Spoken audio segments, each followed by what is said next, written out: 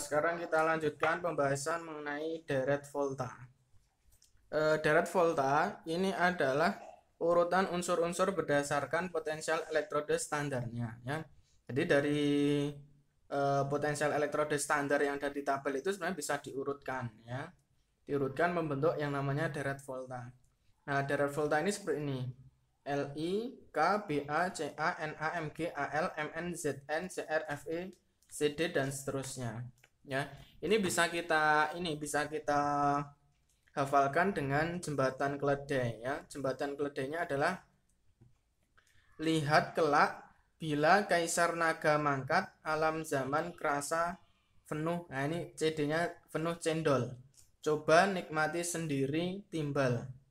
Hade kerupuk hangus agak pahit au, ya. Nanti saya akan tuliskan di mana di open learning seperti itu.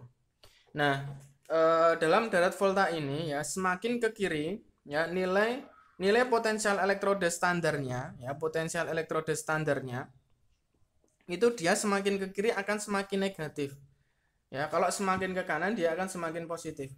Artinya semakin ke kiri, ya, ini dia sifatnya reduktor atau mudah teroksidasi. Sedangkan semakin ke kanan ini sifatnya dia oksidator atau mudah mengalami reduksi, seperti itu, ya.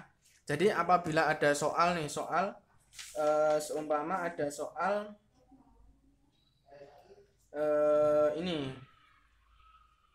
Ag plus, ya, kemudian ditambah elektron menjadi Ag, ya, seumpama ini.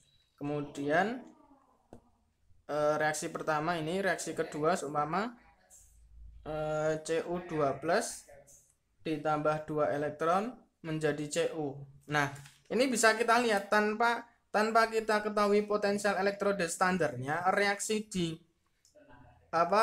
yang di anode siapa, reaksi di katode siapa, ini bisa kita ketahui, ya, seandainya kita hafal dengan deret volta ini. Lihat kelak bila kaisar naga mangkat, ya, alam zaman kerasa penuh cendol, coba nikmati sendiri timbal. Hade, ya. Kerupuk, ya, Cu. Berarti Cu ini kerupuk hangus agak pahit, ya. Ini agak, ya. Agak pahit. Kerupuk hangus agak pahit. Artinya posisi Cu ini ada di sebelah kiri dari posisi Ag. Berarti Cu dia mudah teroksidasi. Berarti yang di anoda adalah Cu. Karena ini datanya reduksi, berarti kita balik dari Cu menjadi Cu2 plus tambah 2 elektron. Sedangkan yang di katode yang mengalami reduksi sampai itu Ag. Dari Ag plus tambah elektron menjadi Ag, seperti itu.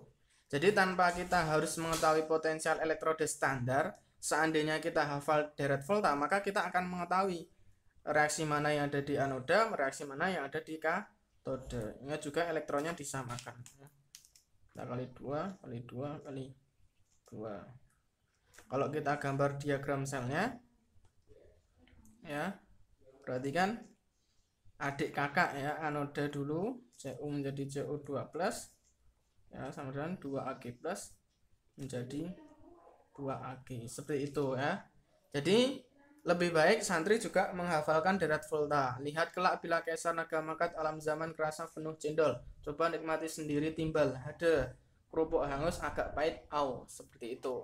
Semakin ke kiri mudah teroksidasi atau dia sebagai reduktor, semakin ke kanan dia mudah tereduksi atau sebagai oksidator, seperti itu, ya. Nah, oke, paham, ya. Ini saya hapus. Deret volta ini juga bisa digunakan sebagai alat untuk mengetahui reaksi pendesakan, ya. Reaksi pendesakan.